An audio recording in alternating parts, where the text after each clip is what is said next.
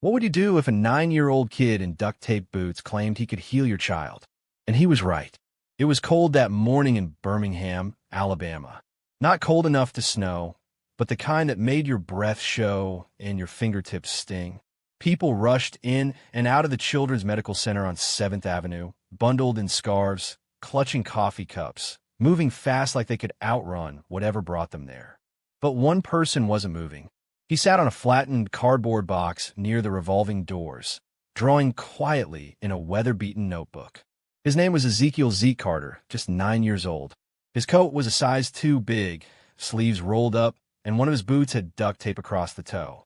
A red knit beanie rested low on his forehead, barely covering his ears. He didn't beg, didn't ask for help, just sat there watching people come and go. He was there most Saturdays.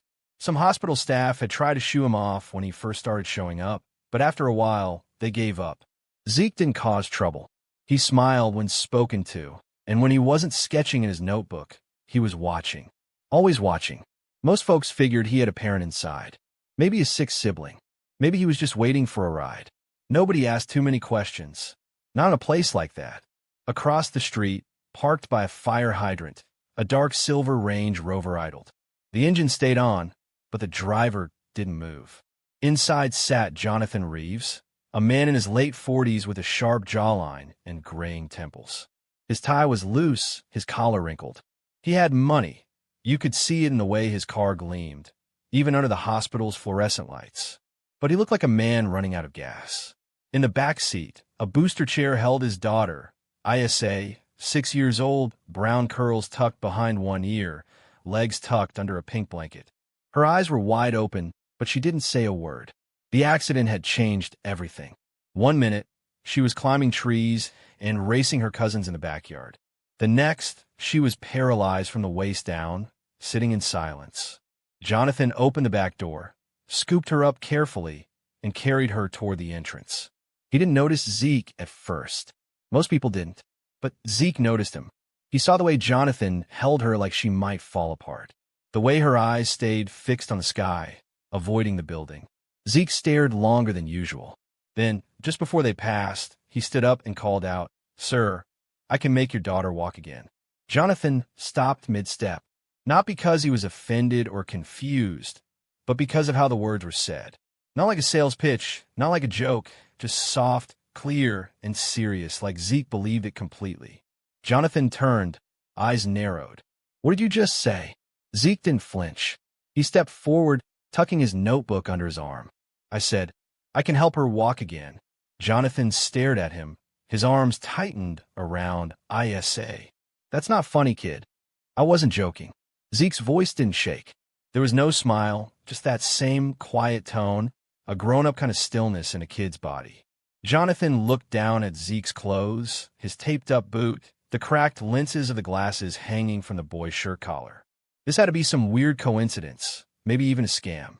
He turned and walked inside without another word. But inside, he couldn't stop thinking about it. The way the kid said it. Not with hope, not with doubt, but like it was a fact. Something about that voice stayed stuck in Jonathan's head, and it was going to keep pulling at him until he came back. Jonathan tried to forget about the kid. For the next few hours, he sat through ISA's appointments, nodding through updates from therapists, neurologists, and specialists. All of them using the same phrases they always did. Managing expectations, long road ahead, miracles take time. He'd heard it all, but Zeke's words kept repeating in his mind like a stubborn itch. "I can make your daughter walk again." By early afternoon, Jonathan and Isa stepped out of the building. The sun had broken through the clouds, but the cold was still sharp. He walked toward the car, cradling Isa as usual when he noticed Zeke again, still there. Same box, same notebook. Except this time, he was looking right at Jonathan like he knew he'd come back. Jonathan hesitated. He glanced at Isa. Her head rested on his shoulder, eyes closed. Her body was light, too light for a kid her age. He turned. "You again," he muttered, walking over. "Why would you say something like that? You think this is funny?" Zeke shook his head slowly. "No, sir. You don't even know her," Jonathan snapped, lowering Isa gently into the back seat. "You don't know what she's been through. You don't know what we've been through." Zeke didn't back down. I don't have to know her to help. Jonathan straightened up. You're what, 9? Almost 10 exactly. You're a little boy sitting outside a hospital with duct tape on your shoes. What could you possibly know about helping someone like my daughter? Zeke looked down, his fingers tracing the edge of his notebook. My mama used to help people walk again, he said quietly. She was a physical therapist. She taught me stuff. She said the body remembers things, even when it forgets for a while. Jonathan stared at him, the skepticism hardening in his chest. So what? You watch her do some stretches, and now you think you're a doctor? I watch her help a man walk after being in a chair for 5 years, Zeke said, eyes lifting. She didn't have machines or nurses, just her hands, her patience, and faith. Jonathan opened his mouth to speak, then stopped. He glanced around. A nurse passed by, giving Zeke a small wave. A janitor from the hospital nodded in the boy's direction. They all seemed to know him. I'm not giving you money, Jonathan said. I didn't ask for money. Then what do you want? Zeke took a deep breath and stepped forward. Just 1 hour. Let me show you. Jonathan looked back at Isa, who had now opened her eyes and was watching both of them quietly. He sighed, rubbing the bridge of his nose. I should walk away right now. Zeke didn't move. I should call security, Jonathan added. Still, the boy stayed silent. Jonathan finally huffed. Fine. You want to waste your time, kid? Meet us at Harrington Park tomorrow noon. Don't be late. Zeke nodded once. I'll be there. Jonathan climbed into the SUV, started the engine, and pulled off without looking back. But in the rearview mirror, Zeke was still standing there, hands at his sides, face unreadable. Back at home after dinner, Jonathan sat in his home office. Papers were spread across his desk. None of them made sense. He kept thinking about the way Zeke stood there like he knew something. Isa poked her head into the room. Daddy, she asked. He turned. Yeah, baby. Who was that boy? Jonathan paused. Just somebody we met outside the hospital. He looked like he believed it, she said. Believed what? That I could walk. He stared at her, lips parting slightly. She smiled, just barely, and walked her fingers across the armrest of her wheelchair like they were legs. But Jonathan wasn't smiling, because for the first time in a long time, something inside him didn't feel numb. It felt dangerous like hope. Harrington Park was the kind of place most people passed by without a second glance. A cracked basketball court, a few swings with chains that squeaked, and a patch of grass that tried to be a soccer field. On Sundays, it was usually empty, especially around noon. But that day, Zeke was already there, sitting on the bench closest to the big oak tree. He wore the same oversized jacket, but his notebook was tucked away. Instead, he had a small gym bag at his feet and a folded towel on the bench beside him. At 12:07, Jonathan's SUV pulled up. He didn't say anything at first, just got Isla out, set her gently in her wheelchair, and wheeled her over to where Zeke sat. He didn't make eye contact. His arms were crossed tight, like he was already regretting being there. Zeke stood up when they arrived. Hi again, he said politely. Jonathan gave a stiff nod. Isla waved shyly. Zeke smiled at her. Hi, Isa. Her eyes lit up a little. Hi. Jonathan raised an eyebrow. What do you know her name? You said it yesterday, Zeke replied. I remember stuff. Jonathan didn't respond. He just gestured at the towel. So what now? Magic carpet ride. Zeke ignored the jab. No, sir. Just the basics. He opened his bag and pulled out a pair of socks, a tennis ball, a small jar of cocoa butter, and a plastic container filled with what looked like warm rice wrapped in cloth. Jonathan squinted. What is all that? Stuff my mom used. Zeke answered. The rice is for heat. Helps loosen tight muscles. The ball is for pressure points. Jonathan folded his arms again. Zeke turned to Isla. If it's okay, can I work with your legs for a little while? Nothing hurts. I promise. And if anything feels weird, just say stop. Okay. Isa looked up at her dad. He sighed. You can try. Just be careful. Zeke knelt down beside her chair.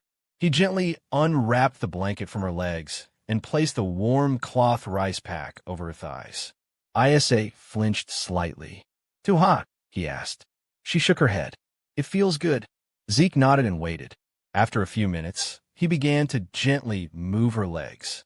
Not yanking, not forcing, just small rotations, side to side, up and down.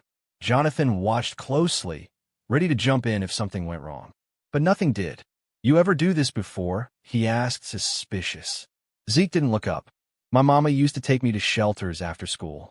She helped veterans, folks who couldn't afford therapy. Said, everybody deserves to feel human again. I used to carry her bag. Jonathan raised an eyebrow. And she taught you this stuff? Yeah, said the body don't always need fancy, just attention. He tapped lightly on Isla's knee with his knuckle. You feel that? No, she whispered. Zeke nodded again, unfazed. That's okay. I'll keep asking. He kept talking to her while working, asking about her favorite colors, her favorite food, what shows she liked to watch. At first, her answers were short, but then she started asking him questions. Do you live around here? Kind of. Do you go to school? I used to. Why not anymore? Zeke hesitated. My mom got sick. Then she passed. Been trying to figure things out since. Isa looked down. I'm sorry. Zeke gave her a small smile. Thanks. Jonathan's posture softened slightly, but he didn't speak. After about 30 minutes, Zeke gently tapped her ankle again. You feel that? Isa blinked. A little like pressure. Zeke looked up at Jonathan. That's good. Jonathan squinted. She sometimes says that during her regular sessions. Yeah, Zeke replied. But those sessions are inside a room full of machines. Sometimes kids get scared of machines. They tighten up. But here, he gestured to the open park. There's air. Trees. Feels different. Jonathan didn't say anything, but he was definitely listening now. Zeke helped Isla stretch both legs, then gave her some simple movements to try with her toes. Just wiggling. She tried. Nothing obvious happened, but she didn't look discouraged. I'll show you again next week, Zeke said, standing up. It takes time, but your muscles, he pointed to her thighs, they still remember how to be used. You just got to remind them. Isa smiled bigger this time. Okay. Jonathan cleared his throat. We're not promising anything, he said quickly. Zeke nodded. I'm not either. I'm just trying. Jonathan stared at him for a long second. Then, without warning, he reached into his coat pocket, pulled out a folded bill, and held it out. Zeke stepped back. No, sir, I don't want your money. Jonathan looked surprised. Then why are you doing this? Zeke shrugged. Because your daughter smiled. Jonathan looked down at Isla. She was still smiling. But he didn't understand how a boy who had lost everything could give so much to a girl he barely knew. The following Sunday was warmer, but Zeke still wore his jacket. Not because he needed it, but because it made him feel like his mom was close. She used to call it his helper's coat. Said every good healer needed something that reminded them why they care. He was already at Harrington Park again by 11:45. Towel laid out, supplies lined up, and a bottle of water sitting beside him. A few kids played basketball on the court nearby, and someone's dog barked in the distance. At exactly noon, Jonathan's SUV rolled up. Isla was grinning before the car even stopped. Zeke waved at her. Hi, Isa. Hi, she chirped, her curls bouncing as Jonathan helped her into the wheelchair. Jonathan looked tired again, but different this time, less weighed down. He gave Zeke a small nod. No words, but it was more than last week. Zeke got to work. Same setup, same warm cloth pack, but this time something had shifted. Isa was trying now. Can you press your heel into the ground? Zeke asked gently. She closed her eyes, concentrating. Nothing happened. It's okay, he said. Sometimes it takes your brain a while to find the right path. It's like trying to walk through a crowd. You just got to push through. Jonathan stood behind them, arms crossed again, but this time, more to keep warm than to wall himself off. Why do you do all this? He asked suddenly. Zeke glanced up. Because I remember what it felt like when my mom used to help people. She made them feel like they mattered. I want to do that too. Jonathan nodded slowly. You ever think about doing something else? Sometimes, Zeke said, but this feels right. Jonathan looked at Isla. She was tapping her toes, barely, but they moved. For the first time, he didn't speak. He just watched. The next few weekends, they kept coming. Same time, same place. Zeke taught Isla how to use rubber bands to strengthen her ankles. He rolled tennis balls under her feet to help her brain remember where they were. He showed Jonathan how to massage pressure points behind her knees and explained how each nerve had a job to do, even when it went quiet. And then came the bad day. It was the fourth Sunday. Zeke showed up like always. But when the SUV pulled up, Isa wasn't smiling. Her eyes were red. Jonathan looked angry. "She doesn't want to do it today," he said sharply as he lifted her into the chair. Isa refused to look at either of them. Zeke approached slowly. "What happened?" Isa crossed her arms. "I tried to move my legs this morning, and nothing happened. Nothing. I'm tired of trying. It's pointless." Jonathan looked away, jaw tight. "She's been frustrated all weekend." Zeke nodded. He knelt beside her again. "You think I never get tired?" She didn't answer.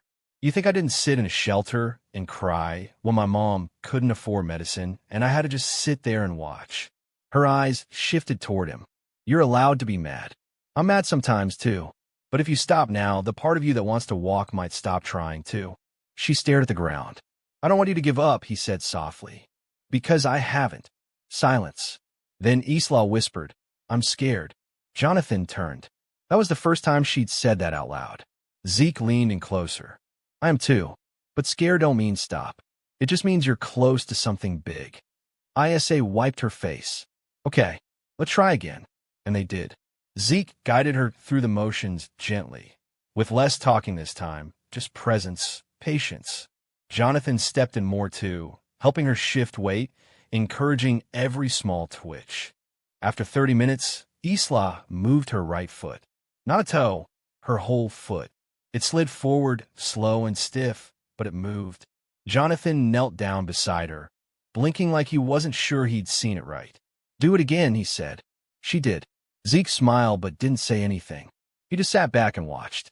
Later that night, Jonathan stood outside his house on Crestview Drive, staring at the moon. He'd stopped asking himself who Zeke really was.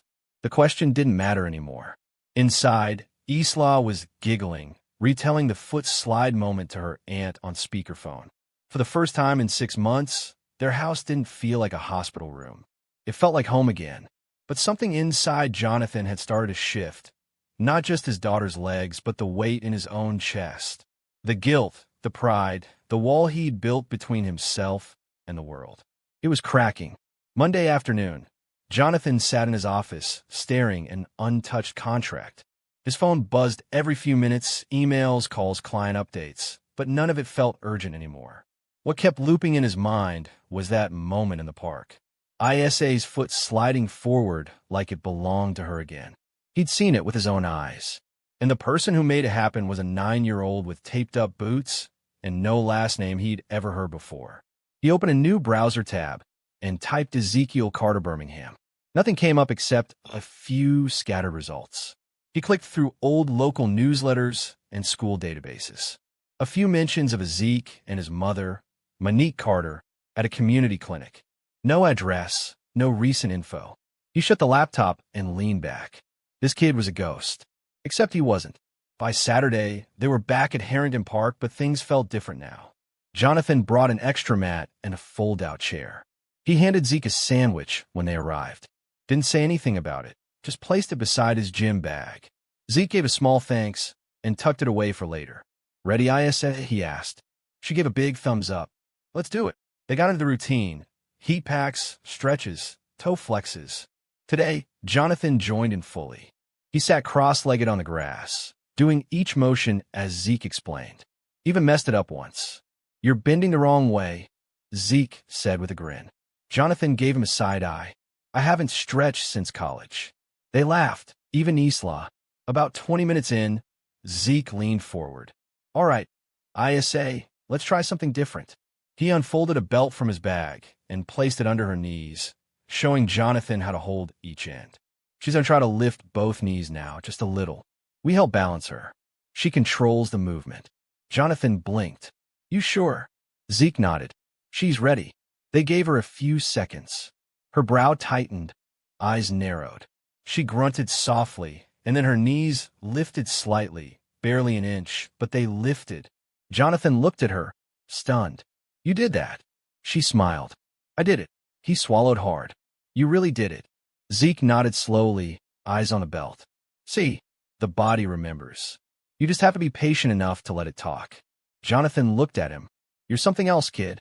Zeke didn't respond, just started gently guiding Isla through the next stretch. After the session, as they packed up, Jonathan crouched beside Zeke. "Where do you go after this?" Zeke shrugged. "Around." Jonathan lowered his voice. "You got a place to sleep?" Zeke hesitated, then said sometimes. Jonathan exhaled slowly, rubbing the back of his neck. "You ever think about coming to stay with us for a while?" Zeke's eyes widened. "You serious? I got a guest room. You wouldn't be in the way." Zeke looked down at his hands. "You sure your neighbors wouldn't mind a kid like me?" Jonathan gave a short laugh. "Man, after what you've done for my daughter, they'd better not say a word." Zeke didn't answer right away, but Jonathan could see the wheels turning. The next morning, Zeke stood outside Jonathan's home, backpack slung over one shoulder, a rolled-up blanket tucked under his arm. Jonathan opened the door in sweatpants, coffee mug in hand. "Right on time," he said. ISA ran to the front hallway. "Zeke," he smiled. "Hey, superstar." Jonathan stepped aside. "Welcome home." The days that followed were quiet but meaningful. Zeke got his own room, a soft bed, clean sheets, and a small desk. He didn't say much, but he never missed a morning stretch with ISA. She was moving both feet now. Not walking yet, but the wheels were turning. Her brain was reaching out to her legs like it remembered the connection. One night, as Jonathan cleaned dishes, he paused and leaned on the counter. "Zeke," he said over his shoulder, "you ever think about going back to school?" Zeke, who was sketching at the kitchen table, glanced up. "Sometimes." Jonathan nodded. "You're smart. You could go far." Zeke tilted his head. "I want to help people walk again, like my mama did." Jonathan turned to face him. "Then let's figure out how to get you there." Zeke gave a small smile. "Okay." They didn't say much more that night. They didn't need to. But for the first time in years, the Reeves household wasn't full of silence. It was full of small noises that meant life. Footsteps, laughter, scribbles, and healing. It started with a nurse from the Children's Medical Center. She was walking her dog through Harrington Park one Sunday morning and spotted a familiar face, Isla. She hadn't seen her outside her wheelchair in months, let alone smiling, lifting her knees, moving her toes. And standing beside her was the same quiet kid who used to sit by the hospital doors every weekend. She didn't interrupt, just watched from a distance for a while. Then she went home and told her sister, who happened to work in patient services. A few days later, a physical therapist at the hospital mentioned to Jonathan, "Hey, someone told me ISA's improving." "That true?" Jonathan nodded. "Yeah, thanks to someone we weren't expecting." Word spread fast. The next time they showed up to Harrington Park, 2 other families were waiting at the bench near the big oak tree. One had a boy who used a walker. The other, a girl recovering from stroke. Both parents had heard about the kid who helped the Reeves girl move her legs again. Zeke looked at Jonathan. Jonathan looked right back at him. "You don't have to," he said quietly. Zeke adjusted the strap on his bag. "I want to." He gave up his usual time with Isla that day to work with the 2 new kids. He showed their parents how to use the same towel stretches, how to warm the rice packs just right, how to encourage without pushing too hard. And he talked to the kids, not at them. "You're not broken," he told one of them. "You're just learning a different way to be strong." ISA watched everything from her wheelchair, her hands folded in her lap. She didn't complain once. Later that afternoon on the drive home, she said, "I like watching him help people." Jonathan glanced at her in the rearview mirror. Yeah, it makes me feel like I'm part of something good." He smiled. By the next weekend, 5 families showed up. The week after that, it was 11. A local pastor brought folding chairs. A nearby diner started dropping off bagels and coffee. Somebody printed flyers that read, "Free movement classes, Sundays at noon." Harrington Park. It didn't mention Zeke's name, but everyone knew who it was.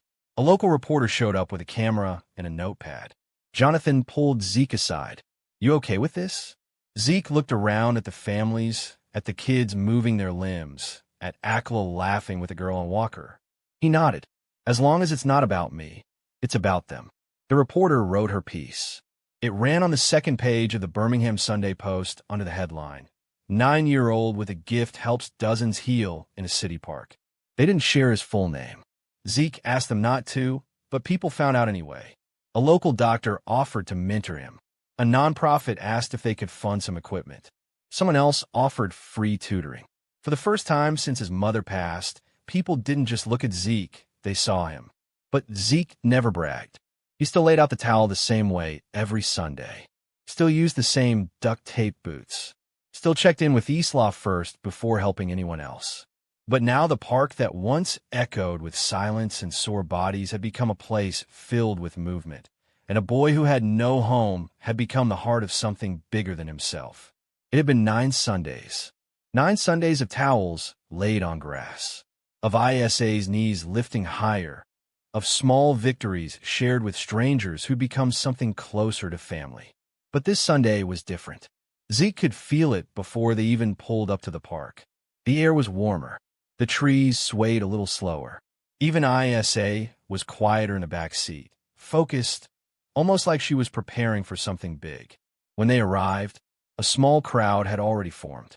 Nothing loud or flashy, just families setting up folding chairs, therapists kneeling in front of kids, parents with hopeful eyes, and right in the middle of it all was that same worn-out bench under the oak tree. Zeke didn't say anything at first, just unpacked his bag, rolled out the towel, and gave Isla a look. "You ready?" She nodded. No smile. Just that look again, serious. Determined. Jonathan wheeled her to the center of the mat. Zeke knelt in front of her. "Same as before," he said softly. "We help you stand. You do the rest." Jonathan moved behind her and placed his hands under her arms. Zeke took her legs, guiding them gently into place. "Okay," Zeke whispered. "On 3. She closed her eyes. 1, 2, 3. Jonathan lifted. Zeke steadied her knees, and then she stood. Her legs trembled. Her arms shook, but she was up on her own 2 feet. The crowd fell silent. Some kids gasped. One mother clapped a hand over her mouth. Isa opened her eyes slowly and smiled. "I'm standing." Zeke blinked back something in his eyes. "Yeah, you are." Jonathan froze for a second, like he couldn't breathe. Then he let go. She stayed up. He stepped back, shaking. She's doing it." Zeke stepped back too, just a little. "She's been doing it." Isa took one shaky step, then another, and then, because she was 6 and brave and didn't know how to be afraid, she took a 3rd step, all on her own, before falling in her father's arms. He caught her, laughing, crying, his hands trembling as he held her. "You did it," he whispered. "You really did it." Isa turned to Zeke. "You said I would." He gave her a small grin. "I said we'd try." That afternoon, nobody left the park in a hurry. People stayed, talked, hugged, some prayed. Zeke sat back on the bench and watched it all. He didn't say much. He never did. Later that night, Jonathan stood in the kitchen while Zeke poured cereal in a bowl. "You know, you changed everything," he said. Zeke didn't look up. "I did." Jonathan walked over and placed a hand on the boy's shoulder. "My daughter walked today, and not because a hospital or a doctor or a miracle drug. She walked because a kid with nothing decided to show up again and again, even when nobody asked him to." Zeke nodded. "That's what my mom would have done." Jonathan's throat tightened. "I wish she could have seen this." "She did," Zeke said softly. "I think she sees everything." Jonathan wiped his eyes. "Zeke," he said quietly, "you're going to change a lot of lives." Zeke looked up at him. "I already am." There are people in this world who might not have fancy degrees, shiny resumes, or a perfect past, but they carry something far more valuable: heart, grit, and a reason to keep showing up. Sometimes the most broken people are the ones holding the tools to help others heal. If this story moved you, don't just keep it to yourself, share it. And if you know a kid like Zeke or a girl like Isla, tell them this. You matter. You're needed.